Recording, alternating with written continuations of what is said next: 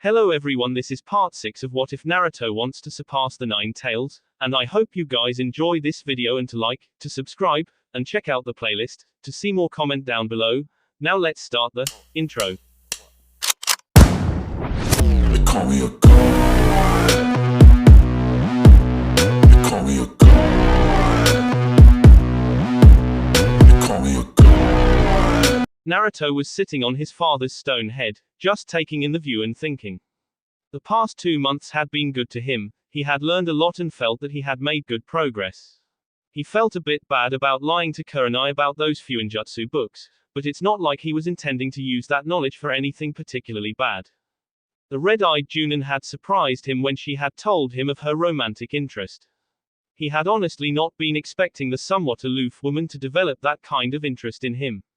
Beautiful though she was, he had no intention of getting involved in any serious relationships, at least not with anyone aside from Xana. He wasn't quite sure how to classify his relationship with the demoness, but she had been around more often than usual these past 2 months, which made him happy. She was difficult to read, but Naruto hoped he wasn't wrong in thinking that he was getting through to her. An ancient demoness she might be, but there was only so long that she could keep her distance, and despite what she might say, he was certain that power wasn't the only thing that she cared about. His thoughts were interrupted when he sensed the arrival of the very demoness that had been on his mind. Have you come to enjoy the view with me? Actually, I came to warn you, but watching the sunset with you does sound pleasant. She said and settled herself between his legs and leaned back on his chest. Warn me. This must be quite important if you felt I needed warning. Naruto answered in surprise. It is, I have sensed the arrival of my weakest brother, Shukaku. Xana stated directly. The Ichibi. Is he sealed? Naruto asked thoughtfully. Shukaku has been sealed inside something or other for centuries. The bloodthirsty lunatic doesn't have the wits to regain his freedom. The demoness spoke scornfully. You mean he's not like you at all? The blonde asked in surprise, having expected all of the Biju to be more or less similar to Xana, if less powerful. There is no one like me, she said evenly, but Naruto thought that he could detect a hint of an old bitterness in her tone. Naruto carefully considered how to approach this subject. He really wanted to know what this was about, but he didn't want her to clam up. You know, I've been told that I give a good massage, but I'd like your opinion on my technique. We can talk some more about this while I'm working you over, he offered. Xana sent him an amused look before agreeing. The two of them were now in Naruto's apartment, with Xana lying face down on the bed, completely naked. Naruto, also naked, was preparing to begin the massage as he straddled her hips. He kneaded her shoulders and began to swirl his chakra chaotically, so that it would push into the muscles and loosen them. Xana purred her enjoyment of his efforts and began to speak. For you to truly understand the difference between me and the other 8 Biju, I need to start at the very beginning. She began. Several thousand years ago, there were no Biju, no shinobi, not even chakra. Naruto was quite shocked by this, as he had thought that chakra had always existed, but didn't interrupt. The only thing of notable mystical power was the Shinju, the god tree. What was the Shinju? And what about the people of that time? Naruto asked, intensely curious. The Shinju was the last remnant of divine power in this world. From what I understand, the gods have long since left this world, leaving behind only the Shinju. The only one who remains is the death god, and he is but a faded specter of what he once was, though even diminished as he is, he remains the most powerful entity known to this world. She explained. Naruto was so caught up in the story that he forgot to keep massaging for a moment, but a shake of her shoulders reminded him. As for the people, well, they were much the same as they are now, except for the fact that they lacked chakra. This was a good thing in my opinion, as they were capable of doing less damage that way. I guess that means that they were constantly warring with each other. Naruto guessed. Exactly so. This went on for a long time, with the Shinju being revered but mostly ignored, until a princess by the name of Kaguya saw that the god tree had borne fruit. She had good intentions, thinking that if she ate a fruit from the Shinju, that she would be granted powers that she could use to stop the constant war. So what went wrong? While the eating the fruit did indeed grant her great power, she was naive in her thinking that humanity was going to stop warring with itself just because she was more powerful than them. She may have eventually brought them all down, but her peace would have been forced and only lasted for a few decades at the most. I'm getting the feeling that something else went wrong. Naruto said, moving his hands further down her back. Zana hummed in agreement and continued with her tale. She was pregnant when she ate the fruit, and the power that was granted to her was only further concentrated inside of her unborn son. The child was different from the very beginning. He possessed eyes which frightened all who looked into them, glowing purple orbs with no pupil or sclera and a ripple pattern. It came to be known as the Rinnegan. It was a manifestation of divine power, and it granted abilities that mortals were never meant to have. Naruto moved his hands to her lower back as he spoke. What happened after that? Kaguya named her son Hagoromo and attempted to live out a normal life, but it was not to be. Hagoromo grew far faster than he should have and rapidly began to display powers that dwarfed even those of his mother. Kaguya got her wish about ending the war between the separate factions of humanity when the Shinju began to move. Move. Wasn't it just a tree? A divine tree, yeah, but still a tree. Naruto asked in surprise. Everyone was as shocked as you, as the Shinju had not moved for as long as anyone had known of it. But apparently it had sensed the theft of its fruit, or the fact that Hagoromo had gained access to divine power and began to reshape itself. What was once a tree, became an immense 10-tailed demon god. 10-tailed. The blonde burst out in shock. Yes, it was the very first tailed beast, a divine entity that had turned demonic in its rage. It rampaged across the land, destroying everything in its path until Hagoromo went to challenge it. Naruto moved his hands to her butt cheeks and began to rub them vigorously, which made her purr again before continuing. You must understand that the power of the Shinju had no limit, and yet Hagoromo, who had taken to calling himself the Sage of Six Paths by then, was able to challenge it.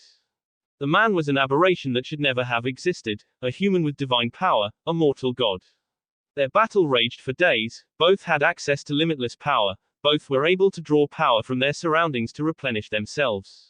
The only true difference between them was that the Shinju was a rampaging beast and the sage was a man capable of making complex plans, which is why he won. How did he manage to do that if they were both unable to ever truly run out of juice? Naruto asked curiously. He saw that every time he blasted away a piece of the demon's flesh, it would spawn lesser demons, which fled from the battle and went to seek human victims. In a desperate gamble, he used Fuinjutsu to seal the beast inside of himself. Naruto had moved down to her legs by this point. Shouldn't that have killed him? From what I know, I would have died if I had been any older when Dad tried to seal you into me. He commented. Anyone else would indeed have died, but due to the vastness of his own power and the Rinnegan, he had no trouble sealing it at all. Anyway, now that the 10 tails was taken care of, Hagoromo was left with the problem of the many lesser demons that had scattered to the winds. He went to hunt them immediately, but for all of his power he could only be in one place at a time. The demons preyed on the weak humans of the time, many of them developing a taste for the women. Naruto's face twisted in disgust hearing that, and it was hard to keep from clenching his hands painfully around Zana's legs. While the sage hunted the demons, many of the assaulted women became pregnant from this and bore offspring. Contrary to what the sage had feared, the children were perfectly human, though they were surprisingly capable of using chakra just like him, though on a much smaller scale. Some of them even displayed distinctive abilities that would later become known as bloodlines. So you're telling me that chakra and bloodlines are the result of women getting raped by demons? Naruto asked with a scowl. Even if it was long since over, he didn't like hearing about something like that. Not entirely. The sage sired children of his own and was able to awaken the ability to use chakra in humans with some effort. He traveled the world, preaching about peace and spreading the teachings of chakra throughout the elemental nations. I'm going to take a wild guess and say that it didn't work out the way he wanted to. Naruto said dryly. Everything seemed to be going well. The land had settled into peace and Hagoromo was able to spend more time with his sons, but he eventually grew old and began dying. He knew that once he died that the creature he kept imprisoned within himself would be free again, and this time there would be no one to stop it. Which is why he used his powers to split it into 9 pieces. You and the other Biju. Naruto realized. Yes. He had little time left in the world by then, and he told us of our origins and asked that we provide guidance and counsel to the humans, so that the peace could last. Of me he asked that I look after his descendants and make sure that they do not abuse the powers that were granted to them. Who were his descendants? Naruto asked curiously. The Senju and the Uchiha, though they were not known as such at the time. The Uzumaki splintered away from the Senju a long time ago, and the Hyuga splintered from the Uchiha even longer ago. she explained, leaving the blonde badly shocked. It was less than 2 generations after the old sage died that things started going wrong. Humans began using chakra as a weapon of war. The Uchiha heiress at the time, who was Hagoromo's granddaughter, was assaulted by one of the few remaining demons, and the powerful spiritual chakra she had inherited became corrupted, leading to the creation of the Sharingan. So the Sharingan is a demonic bloodline? Naruto asked once he'd gotten over his shock. Yes. Its wielders are naturally predisposed towards the darker emotions due to this, as the dojutsu feeds off them.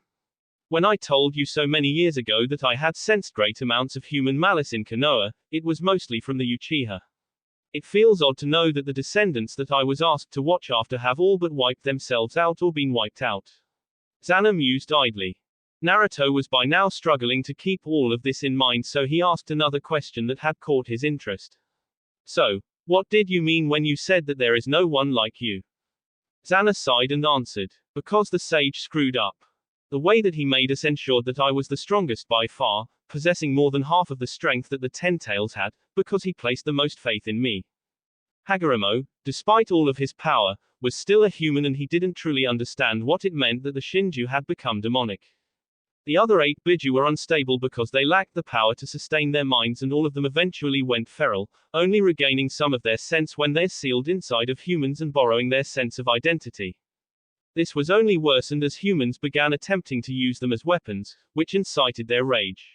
The world once again descended into war, and I abandoned the elemental nations altogether for many centuries. I even left behind the name that the sage had given me, as it was connected to the task he wished for me to do. Is that why your name sounds so foreign? Naruto wondered, moving his hands up to her upper back again. Good guess. Yes, I chose this name from another land, and before you ask, yes, there are several other continents on this world. I was not known there, and I bided my time instead of watching my siblings go mad and watching you humans using a spark of divine power to kill each other. Spark of divine power. Chakra. Of course. You know of the Nadaime Hokage and his resurrection technique. Did you think that it is normal to rip a soul out of the pure world and force it into an undead body? I'm sure there are several other examples of humans using chakra to violate the natural order. Does that mean that you could do something like that as well? Naruto asked curiously. No. While I am capable of many things, reaching into the afterlife is barred to me. I was created from a corrupt and demonic power. This makes my own chakra naturally destructive, but it also prevents me from using many of the abilities that humans are able to. With age I have managed to subdue the worst of the rage I inherited from the 10 Tails, but it is always there. Had we met when I was younger, I would have killed you for the slightest irritation. Well, I'm glad I met you in your old age then. Naruto joked. A dusky-skinned foot lashed upwards to smack him in the back, knocking him off balance and making him fall on top of her. Enough stories, you have one other place to massage. Zana whispered suggestively. It will be my pleasure. Naruto whispered back into her ear as he slipped inside her. Hours later, when they were both spent and just laying together in bed, Zana spoke again. As I have said, be wary of whoever contains Shukaku. He is the most unstable among us and is likely to have driven his host insane with his bloodthirsty raving.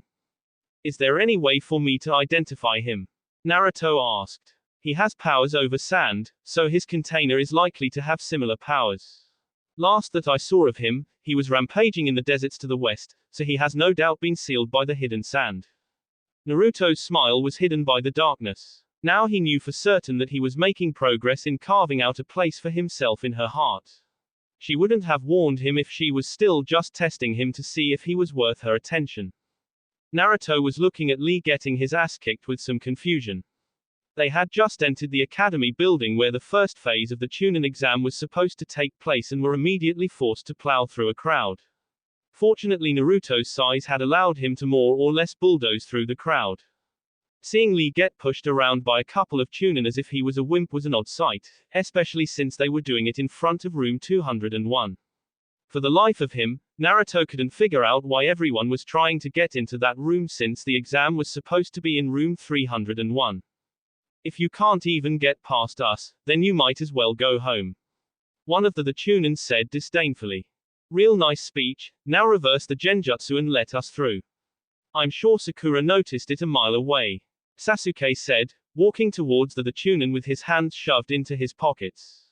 Genjutsu. Naruto could have smacked himself when he realized that he was doing his genjutsu immunity thing and hadn't even noticed. He had taken to keeping up the chakra condensing as much as possible for as long as possible in an effort to see if he could make it second nature and had gotten blindsided by his own ability. I got confused by reality instead of a genjutsu, oh the irony. So you noticed the illusion, did you? Let's see you deal with this. The Chunin with the bandage across his nose said and flew into a kick. Sasuke reacted with a kick of his own, but before anything could connect, Lee caught both of their feet in one hand each. Finally done pretending to be a wimp, Lee. Naruto asked his sparring partner. Naruto, I am glad to see that you are participating in this most youthful exam. Lee responded enthusiastically. You know this guy? Sasuke asked, wanting to know more about the weird guy that was strong enough to block his kick so easily. We spar together when both of us have time. Naruto answered. While this short conversation had been going on, Lee had stepped in front of Sakura and began talking with a small blush on his face. You are Sakura, yes. My name is Rock Lee, please be my girlfriend, I vow to protect you with my life. Lee said with a thumbs up, his teeth pinging. Sakura was looking a bit ill at the thought of it. Definitely. Not. But why? Lee asked, appearing quite heartbroken. Because you're a weirdo. This sent Lee into a depressive slump for a short while and Naruto found the whole thing hilarious. Though he was wondering just what the hell Lee saw in Sakura. The short pissing contest between the Sasuke and Neji was equally funny, mostly because both of them thought they were so badass. Unknown to everyone, Sasuke was struggling with a serious case of insecurity around his towering blonde teammate and was trying to compensate by appearing as competent as possible. Naruto had shown himself to be a more powerful shinobi on just about every occasion so far, which was a direct contradiction to his previous status as a dead last. He had bought some affinity paper as soon as they got back to the village and he had been pleased to find that he had a lightning affinity along with fire. Sasuke had spent the last 2 months learning several new techniques and polishing his taijutsu in the hope that he could close the distance between himself and Naruto and reclaim his position as the stronger of the two. After all, if he couldn't even measure up to his teammate, then how was he ever going to beat Itachi? Sakura urged them to just hand in their registrations before they ran out of time. She did this mostly to prevent a fight breaking out and to get away from Lee's eyebrows. They didn't make it very far before Lee caught up to them with a challenge for Sasuke. Apparently Lee wanted to test himself against a genius, intent on proving that hard work was better than talent. There's no point in fighting him, Lee, he wouldn't be any challenge for you. Naruto told the spandex-wearing genin, leaning on the wall in a bored manner. Sasuke started grinding his teeth in anger at being dismissed so easily by his teammate. But Naruto, I wish to fight him anyway, just to see how far my hard work has brought me in comparison to a genius. Lee insisted.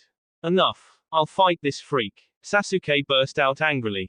Sakura looked on nervously. She had faith in Sasuke's strength, but it had been proven repeatedly that Naruto was stronger and the blonde had said that Lee was his sparring partner.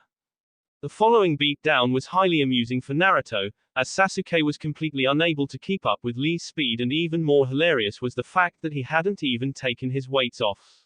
He was actually pretty disappointed when Guy Sensei and his summoned turtle showed up. Well, watching Sakura and Sasuke freaking out during their first exposure to the sunset genjutsu was pretty funny too. You guys really need to calm down, you're attracting too much attention.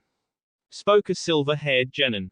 All 3 rookie teams had just gathered together at the entrance of room 301 and had been creating quite a ruckus when this silver-haired newcomer had intruded on the reunion.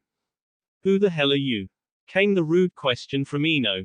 I'm Yakushi Kabuto and I just came to warn you that you're making targets of yourself, but I guess you can't help not knowing how things work in the Chunin exam, since you're rookies. Kabuto said good-naturedly. So this isn't your first time taking this exam? Sakura asked. No. Actually this is my 7th time. Kabuto replied with some embarrassment. So does that mean that you're something of an expert on the Chunin exam? Sakura asked, hoping to get some useful information out of the silver-haired teenager. You could say that. Some expert, if he's failed 7 times. Shikamaru grumbled. Well, I haven't been completely wasting my time, since I've collected quite a lot of information on my Nin info cards. Kabuto countered. Nin info cards. What kind of information do you have? Sakura asked. All sorts of things, such as which counties are participating and how many genin they sent. Kabuto said and activated the first card in his stack to demonstrate. This year we have some pretty stiff competition. Konoha has the most teams in the exam, followed by Suna, Taki, Kusa, and finally just the one team from Oto. It's not surprising that Otogakure sent only one team since they're a new hidden village.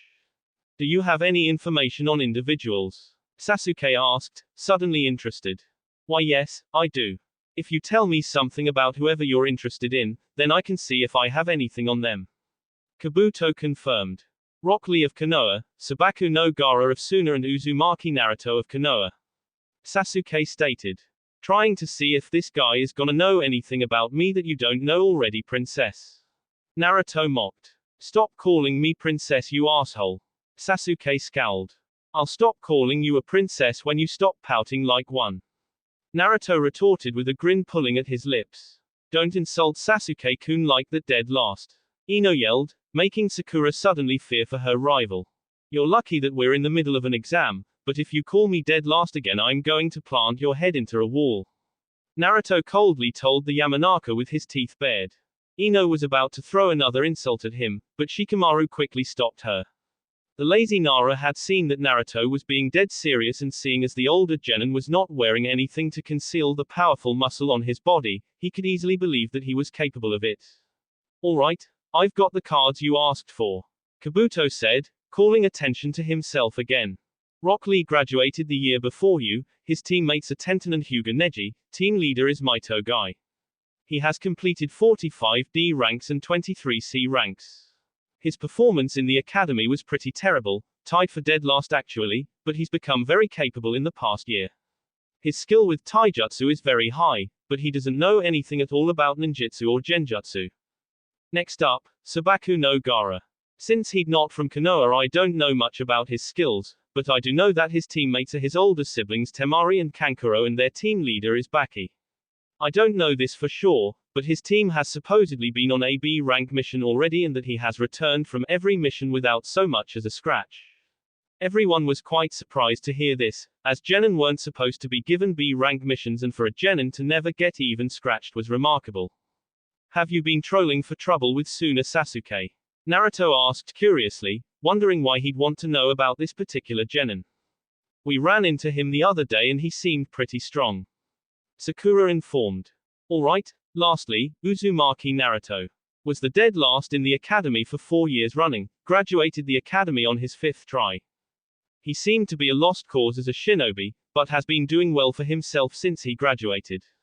Not much is known about his abilities, but he presumably has high skill with taijutsu as he was seen training with Rock Lee. Teammates are Uchiha Sasuke and Haruno Sakura, team leader is Hitaki Kakashi the copy ninja. He has completed 30 D ranks, 4 C ranks and amazingly 1 A rank. This shocked everyone except for Team 7. How the hell did you guys get assigned an A-ranked mission? Kiba asked in shock. We didn't, the client lied about the ranking, it was supposed to be a C rank. Naruto explained shortly. There have also been, rumors about Uzumaki-san. Kabuto said in an embarrassed manner. Rumors? Ino asked. She always liked to hear rumors. Sakura and Sasuke suddenly looked very uncomfortable and wanted to be somewhere, anywhere else. Sasuke was already regretting asking about his blonde teammate, as he hadn't learned anything new and now it looked like Team 7's most embarrassing secret was about to be revealed. Well, embarrassing for Sakura and Sasuke at least. Apparently, Uzumaki-san has something of a reputation for sleeping with female clients on missions. In fact, most of his D ranks seem to consist of poorly hidden excuses for female clients to sleep with him. The assembled genin had their jaws hanging in disbelief, but one look at the embarrassed Sasuke and Sakura confirmed it. Hinata was blushing furiously, with Ino only slightly less. What the hell, man? You mean while we've been chasing cats, painting fences and picking up garbage, Naruto has been having sex all over the place and getting paid for it? Kiba burst out in a fit of jealous rage. Sounds about right, Naruto said with a grin. What the hell is so special about you that so many women would want to sleep with you anyway? Kiba continued ranting, still consumed with jealousy. To name just a few things, I'm an adult, blonde, badass whose body doesn't look like a wet noodle, I don't smell like dog all the time and my dick is the size of your forearm. Naruto stated in a deadpan voice completely without shame. Hinata's brain was cooking by this point, with Ino and Sakura not far behind, even the guys weren't able to contain their blushes at the blunt declaration. Oh yeah, I ain't buying that for a second, so don't go making declarations like that unless you're willing to whip it out and prove it. Kiba raved, trying to somehow come out on top in this discussion despite his blushing face. Wordlessly, Naruto's hands went to his pants and started taking them off, making Hinata pass out and everyone else achieved Hinata-level blushes, heating the room up considerably. Before he could take the pants off though, Sakura got her wits together and started yelling at her blonde teammate. Damn it Naruto, keep it in your pants. Don't you have any shame? Naruto stopped trying to remove his pants and looked thoughtful for a second. Not really no. Quiet down you punks, came the voice of the scar-faced man who was presumably in charge of the first phase of the exam. At this point the team of Sound Genin realized that they had been so caught up in watching the spectacle that the Konoha rookies were putting on that they had missed their chance to take a swing at Kabuto. Our youthful students should be taking the first part of the exam by now. Guy said with enthusiasm. Huh, you say something Guy. Kakashi responded dully. Gah, curse you and your cool, hip ways Kakashi. At least your student Naruto is more youthful than you. The green beast said back. Asuma and Kurenai just looked at this familiar scene with amusement. The four Junin were lounging around, waiting for their respective genin to finish the first test. How about we make a little friendly wager? Asuma asked, interrupting Guy's ranting, making the other three Junin look at him with interest. What kind of wager? Kurenai asked curiously. A wager about which of our genin teams will do the best in the exam. Asuma explained with a grin. A most youthful idea, I wager 500 Ryo on my students. Guy eagerly agreed. I'll join in on that, 500 Ryo on my team, well Naruto and Sasuke at least. Kakashi said lazily. Sakura had been improving lately, but she had been so far behind that if the other two weren't so strong, he would never have considered letting them participate in the exam. As expected from my eternal rival. I'll put 500 Ryo on my team, though I think only Shikamaru is going to make it to the finals. Asuma joined in with a bet of his own. There was silence for a while before Asuma spoke up again. Aren't you going to bet on your team Kurenai? I'd love to say that my team is going to do the best, but I can't honestly convince myself that they have any chance of beating Naruto. Kurenai said with a sigh. Wasn't he the dead last for several years now? Why wouldn't your team be able to beat him? Asuma asked skeptically. Kakashi smiled, feeling very proud of his student. Naruto is the type of guy that always has some surprises in store. Indeed, he has been a most youthful sparring partner for Lee. Guy agreed with a cheesy smile. If it was just that I would still bet on my team, but the problem is that he beat me in a spar. Kurenai revealed with resignation. Asuma stared at her with a slack-jawed expression. How the hell did a genin, a fresh one at that, beat you? The eternal rivals also leaned in with interest.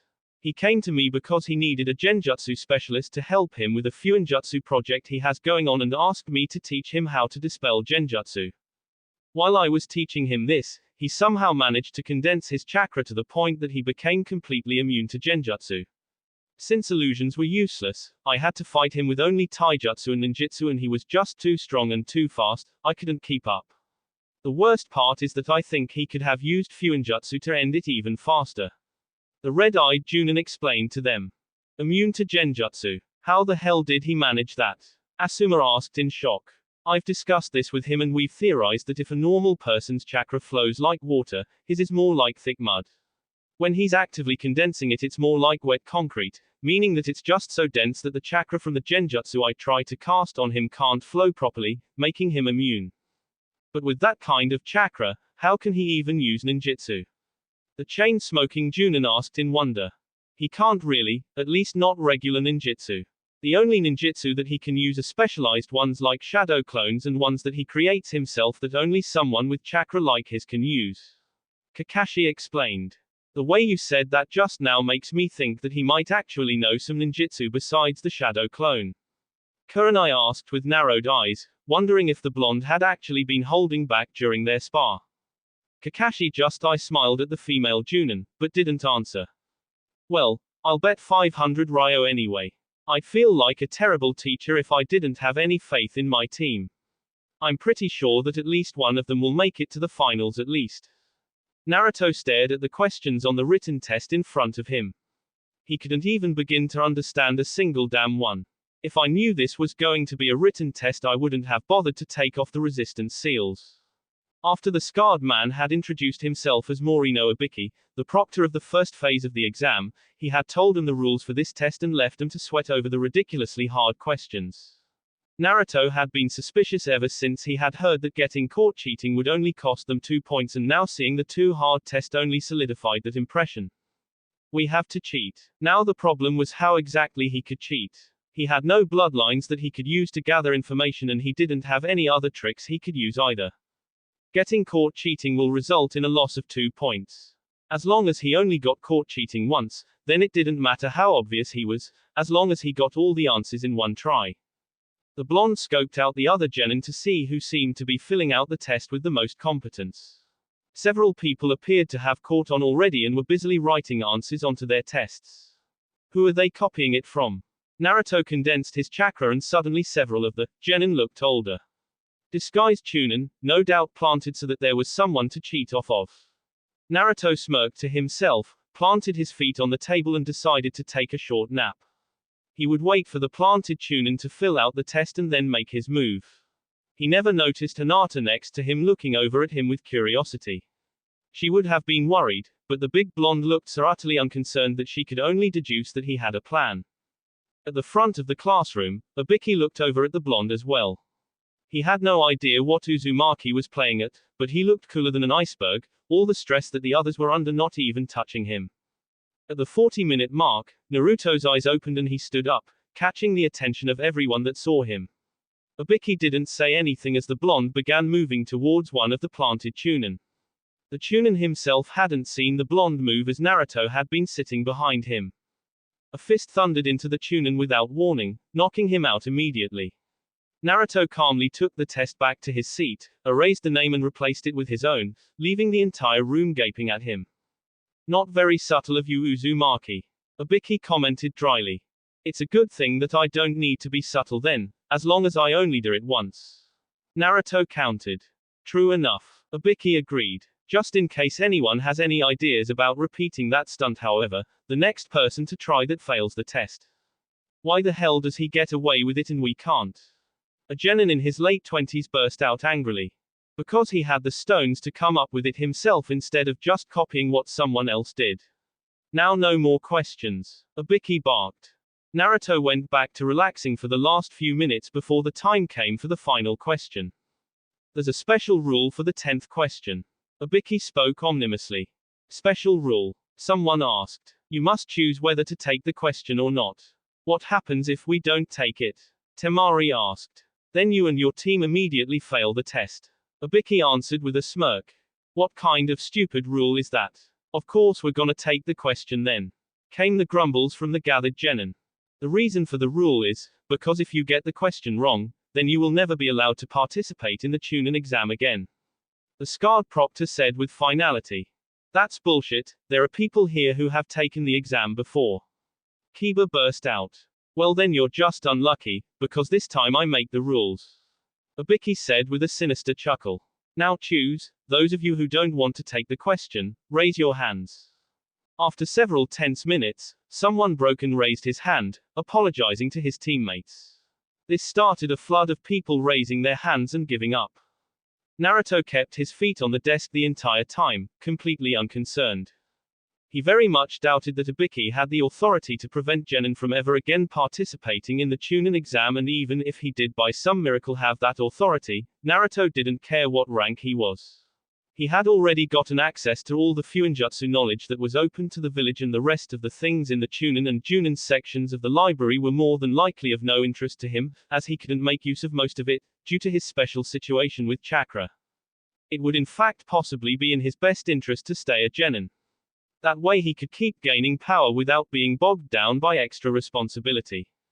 Ibiki looked over at the blonde Uzumaki lounging with his feet propped on the desk with absolutely no concern. His unbreakable calm was bolstering the courage of those around him and keeping them from giving up. What about you, Uzumaki? You won't be able to punch someone to get the answer to the last question. Naruto opened his eyes and met the dark gaze of the scarred proctor. Then I'll kick someone instead. Ibiki couldn't help but chuckle at the answer. It's not gonna be that easy. Are you really going to risk staying a genin for the rest of your career as a shinobi on the off chance that you can get around the rules like that again? I really don't give a damn what rank I am, so this attempt to scare me is pretty pointless. Besides, I don't believe for a second that you have the authority to keep someone a genin forever, especially those who aren't even from Konoha. Naruto replied airily. Ibiki resisted the urge to frown. His attempt to psyche up the blonde had backfired on him. Instead of making more people quit, it seemed that the Uzumaki's calm attitude had settled the nerves of the whole room. I guess there's no use dragging it out any further then. Very well then. Everyone in this room passes the first phase of the exam. The expected pandemonium broke out, with indignant people demanding to know if the previous 9 questions were all pointless then. Everyone calmed down once they heard the explanation about how Chunin often had to make decisions without proper information and that those who didn't have the courage to even risk their rank wouldn't have the courage to risk their lives. Ibiki had just covered up his extensively scarred head and given a short lecture on the importance of information when a black blur smashed through a window. The blur turned out to be a kunoiki wrapped in a banner, which she pinned to the wall with kunai by way of introduction and posed in front of it. Proctor of the second exam, the sexy and single Mitarashi Anko, was written boldly on the banner, with the woman in question standing in front of it. Anko certainly had an interesting fashion sense, dressed as she was in a tan overcoat that barely concealed her mesh armor-covered breasts. The mesh extended to just above her knees. Her light purple hair was styled into a spiky ponytail and an orange miniskirt sat on her hips. Her feet were covered by black shinobi sandals and light gray shin guards. All in all, she was a very interesting woman to be sure. Most of the genin were gawking at her stupidly, still stunned by the spectacular entrance, and several were staring due to her barely covered assets. Naruto gave her a wolf whistle, making her look at him. A groan was heard from Sakura, but it was ignored. I give you a 9 out of 10 for the entrance. You get extra points for crashing through the window, but your timing was off and your pose could use work. The blonde commented with the air of a judge at a formal competition. Anko had been intending to make a quick head count and then get on Ibiki's case about being too soft, even if there had only been a few genin left, but the muscly blonde had quite successfully diverted attention to himself. And who exactly are you, brat? Anko asked with an infuriating smirk. Naruto vanished from his seat and appeared in front of the newly arrived proctor in a burst of speed. Who are you calling a brat, shorty? The blonde said as he towered over the considerably smaller special Junin. And the name is Uzumaki Naruto. Anko glared upwards at the taller shinobi. She hated being called short. She recognized the name though. This was the guy that Kurenai had been telling her about. Anko had been pretty surprised to hear that Kurenai had developed a romantic interest in anyone, let alone a genin, but the red-eyed Junin had warned her not to take this one lightly, and the speed with which he'd moved certainly gave credence to that. The two of them continued glaring at each other for a tense few seconds until Naruto suddenly grinned his usually sharp-toothed grin. I like your style, Anko. The blonde said, deliberately using a familiar form of address that most would consider incredibly rude to use with someone that they'd just met. Your style isn't so bad either, Naruto. She replied with a grin of her own, irritation transformed into enjoyment. She never liked it when people were being overly polite when they talked to each other, and it was refreshing to encounter someone who felt the same. The fact that they liked each other's style may have something to do with the fact that it was the same style. They both wore open coats that left their chests bare. Granted, Anko wore a mesh shirt underneath, but it was just at the edge of indecent, and Naruto was a man, so he could pull off the shirtless look somewhat easier. A thought suddenly went through Anko's head. What if Kurenai has the hots for me and transferred it to this guy because she's in denial about being a lesbian? He's like a male version of me. Kami, damn it, Naruto, we're in the middle of an exam. Don't you think this is a bad time to be trying to get into another woman's panties? Came Sakura's desperate wail. Both Naruto and Anko became aware of the fact that they had been utterly ignoring the rest of the room, most of which were gaping at them. The rookies from Konoha who hadn't had much exposure to Naruto since graduating from the academy were gaping at how brazen the blonde was, and suddenly felt a wave of pity for Sakura and Sasuke, who had to deal with him all the time. Ibiki was also looking rather annoyed at the two of them, but neither of them really cared. Anko frequently made certain to annoy Ibiki, and Naruto wasn't the type to give a damn who he annoyed. Naruto turned towards his pink-haired teammate and looked at her with the air of someone who was about to reveal a great secret of existence. It's always a good time to get into a hot woman's panties. He finished with a serene smile, sunlight pinging off his teeth in a manner eerily reminiscent of Maito Guy. Rock Lee was reminded powerfully of his sensei and instinctively began to write down this pearl of wisdom in his ever-present notebook, much to the horror of his teammates. Several other people in the room were looking at the blonde with tears streaming from their eyes and barely restraining sobs, looking as if they had just heard the voice of the prophet. But what if I'm not wearing any panties? Anko asked with a wide grin, causing mass nosebleeds. Then I think that you just might be my third or fourth favorite woman in the world. Naruto answered with a similarly wide grin. He couldn't believe that he'd just found someone who was just as shameless as him. Third or fourth. You must know some interesting women, Blondie. The snake user commented, not at all offended at being third or fourth. Considering that they had met all of 5 minutes ago, that was pretty damn high on the list. Oh, the definitely interesting, all right. The blonde said, thinking mostly of Xana. Ayami was firmly in the number 2 position and Tsunami was still special to him, even though he vaguely hoped he never saw her again, for the sake of simplicity. A loud and highly irritated throat-clearing noise precluded any more banter. Weren't you going to tell them about the second part of the exam, Anko?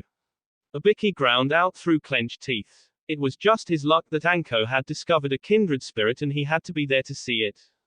Oh right, meet me at training ground 44 tomorrow, ask your sensei for directions if you don't know where it is. The purplet said and jumped out the broken window. The gathered genin were looking at the freakishly large forest that was marked as the 44th training ground with trepidation. Welcome to training ground 44, also called the Forest of Death. Anko said with relish, enjoying the scared looks that some of the genin were sporting. This sure is a creepy place. Sakura said nervously. You will be able to experience why this place is called the Forest of Death.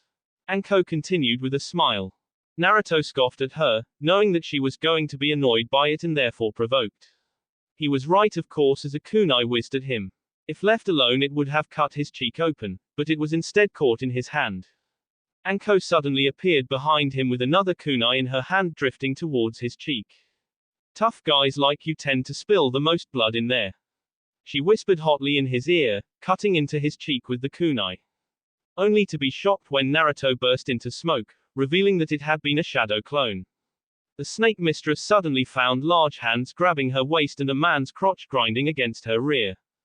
Proctor-san, I have a medical condition that I need to tell you about.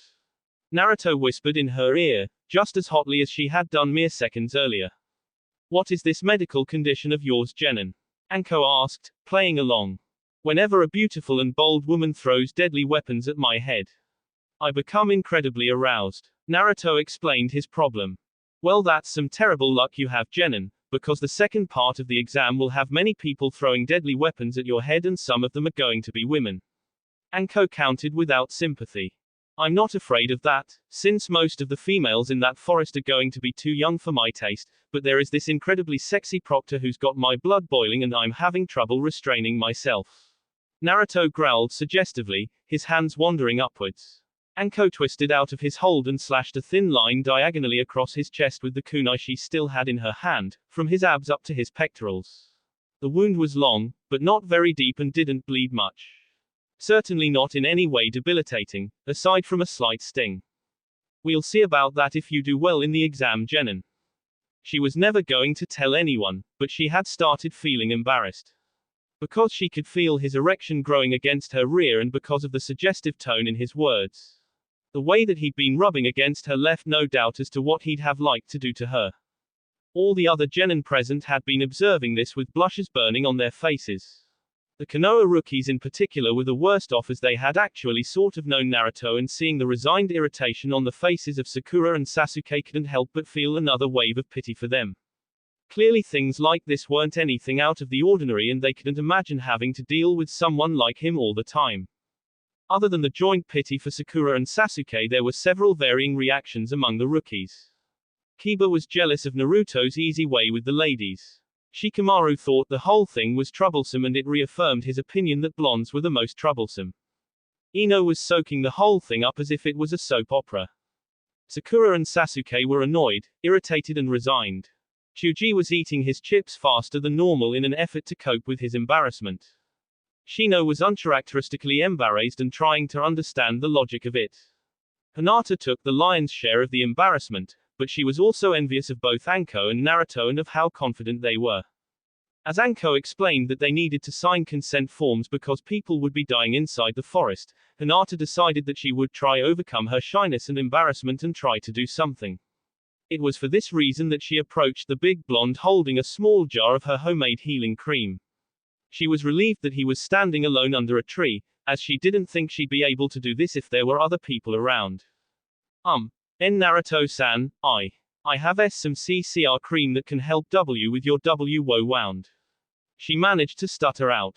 Naruto looked at the shy Hyuga in front of him. She was all but trembling from the effort it had taken her to approach and make the offer, and she looked for all the world like an adorable little girl with that blush on her face. If it had been Ino or Sakura he would have brushed them off, but he'd feel like he kicked a puppy if he did that to Hinata. Besides, out of all the girls in the academy, she was the only one who hadn't been trying to get the attention of one boy or another, which was more than could be said for all the others. The wound would close by itself within the next 3 or 4 minutes even without treatment, but he decided to humor the pale-eyed girl, as it had clearly taken her a lot of guts to do this. Alright, but you've got to call me Nissan from now on. Of course, he was still Naruto, so he couldn't just accept something and leave it at that. Hinata flushed with embarrassment again, but she actually liked that idea, so this was all a plus for her. She nodded her head and held out the cream to him. Oh no, you're the medic here, so go ahead and apply the cream to the wound. The blonde said, holding his coat open for her and sticking his chest out. Hinata once again developed radioactive levels of embarrassment, but did her best to power through it. Scooping up a generous dollop of the cream, she brought it to his chest and started rubbing it across the wound, face flaming the entire time. There why you go, Nini-san. The Hyuga girl managed to stutter out, but she was in truth happy about the way things had gone. She had managed to get through the whole embarrassing ordeal without passing out, and Naruto had told her to call him Ni-san. She had grown to admire the blonde for his boldness ever since that day when he had come to ask Kurenai-sensei to help him with genjutsu, and this sense of closeness to him was comforting. He was the only older male figure in her life at the moment that didn't treat her as if she was a worthless irritation, so the fact that he had demanded to be called Big Brother, whatever his reason for it, was actually the best possible outcome as far as she was concerned. Some distance away, Anko had nearly choked on her spit when she had heard the blonde demand to be called Big Brother. She could already imagine that stuck-up prick Hiyashi having an aneurysm when he caught wind of this. Oh, it was going to be fun telling Kurenai about this little development. That will be it for this video. If you want more, comment down below, like, subscribe. And see you guys later.